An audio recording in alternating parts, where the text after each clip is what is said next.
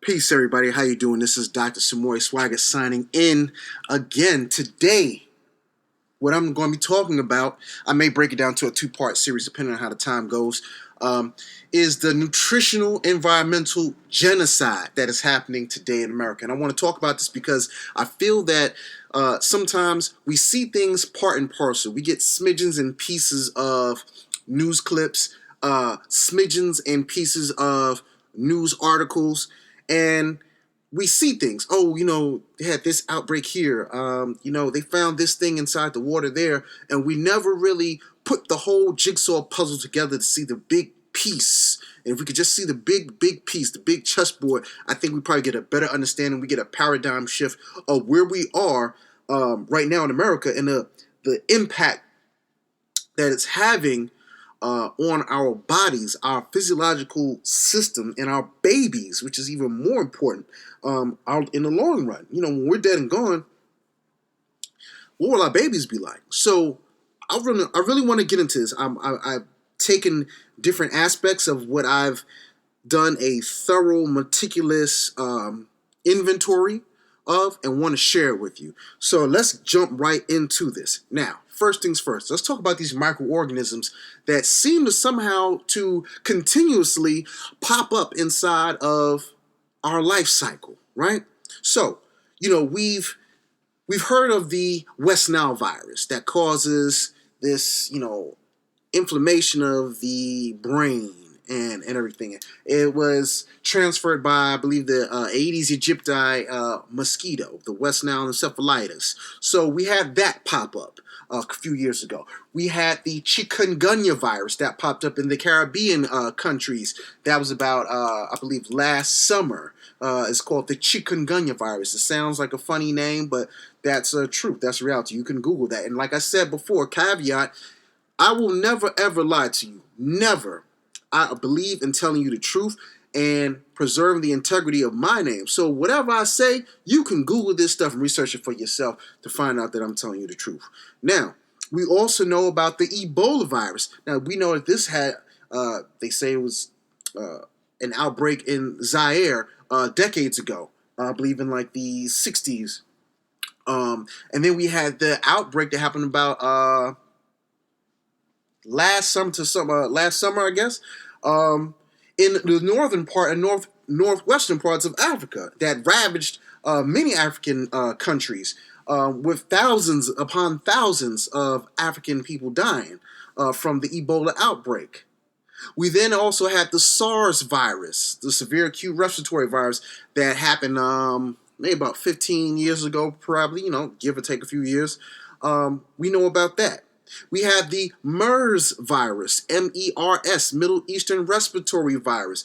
This was this plagued many of the Muslim nations in the Middle East.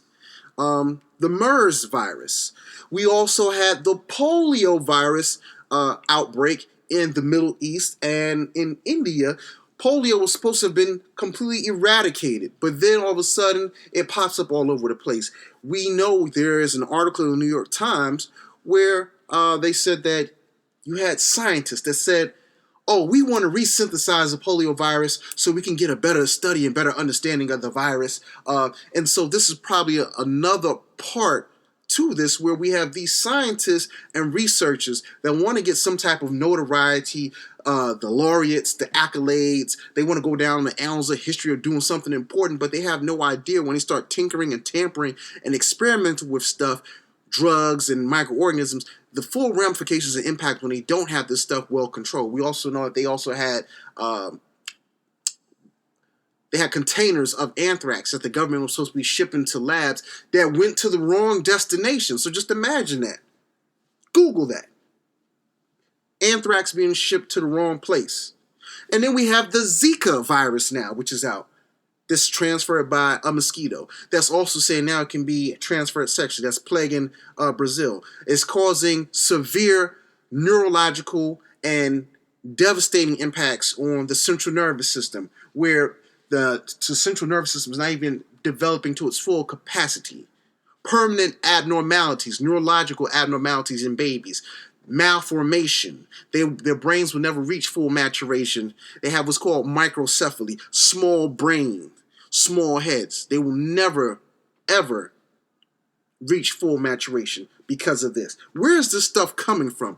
That is the whole topic of what I'm talking about today, is this surge, this rise, this skyrocketing trend of things that are popping up, but we are not chronicling it. We're not cataloging it. We're not cataloging this, and we're not holding this stuff up in the face of the media and saying, look, what is going on? Why is this happening? How is this happening? And why is this happening in such frequency and prevalence now? Moving right along, let's talk about the mental, behavioral, neurological conditions that we see. We see a rise in ADHD, OCD, depression, bipolar, schizophrenia, and autism. This is ridiculous.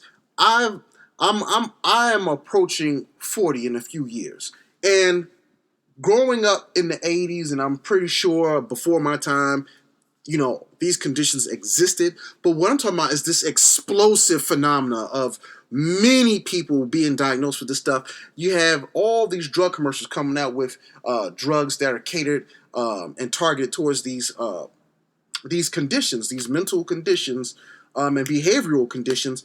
And I'm like, where is this stuff coming from? Why is everybody coming down with depression, OCD, ADHD, bipolarism, schizophrenia, autism? What is going on? Tell me why and how.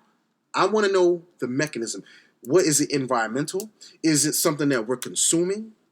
I need to know. Is this inside of some of the cosmetics that we apply to our skin? Lotions, creams, all the case may be.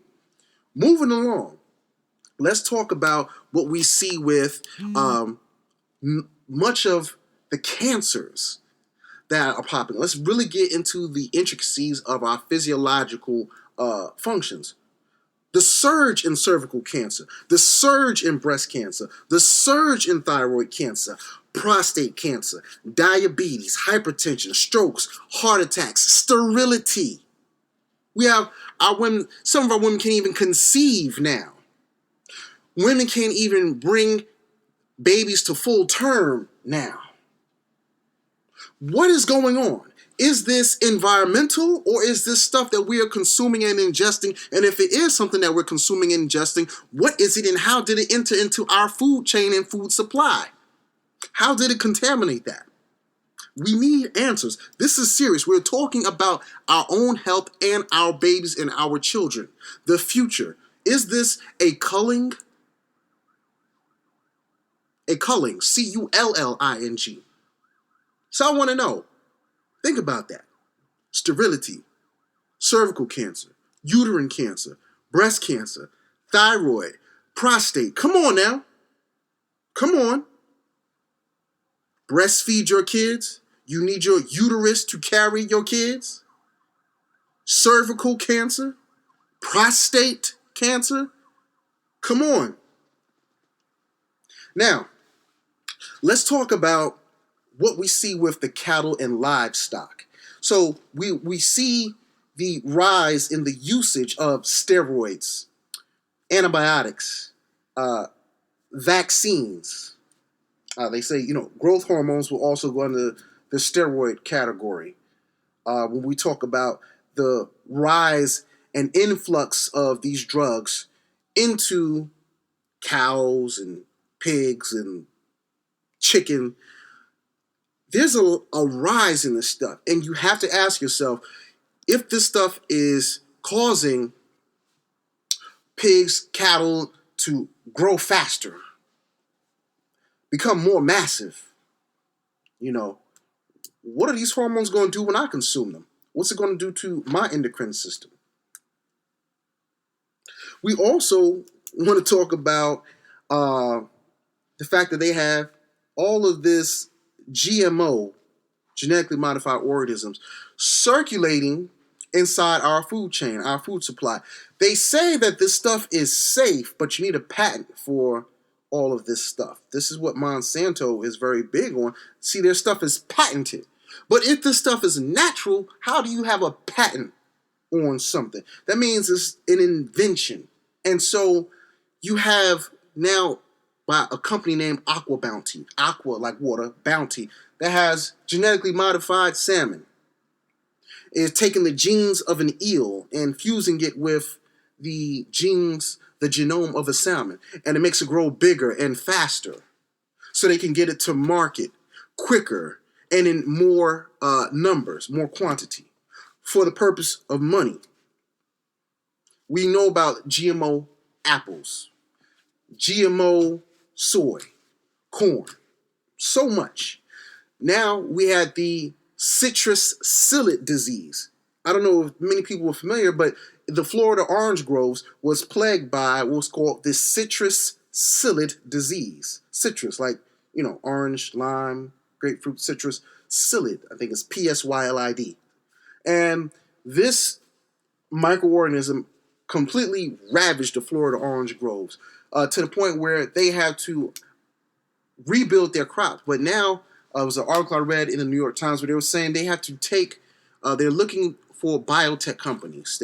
Many of the Florida orange grove growers are consulting with biotech companies so they can do recombinant DNA technology, basically GMO, modify the Florida orange grove trees that are resistant to the citrus psyllid disease. And they're taking genes from a pig. They're taking pig genes, and somehow that helps preserve or fight against, I don't know, the full mechanism behind it. But this is in the New York Times. Like I said, Google it for yourself, research it for yourself. They're using that. So much of the orange juice that we're probably drinking now is probably genetically modified. Moving right along. We talk about the quality of our air, the purity of our air. We talk about pollution contamination.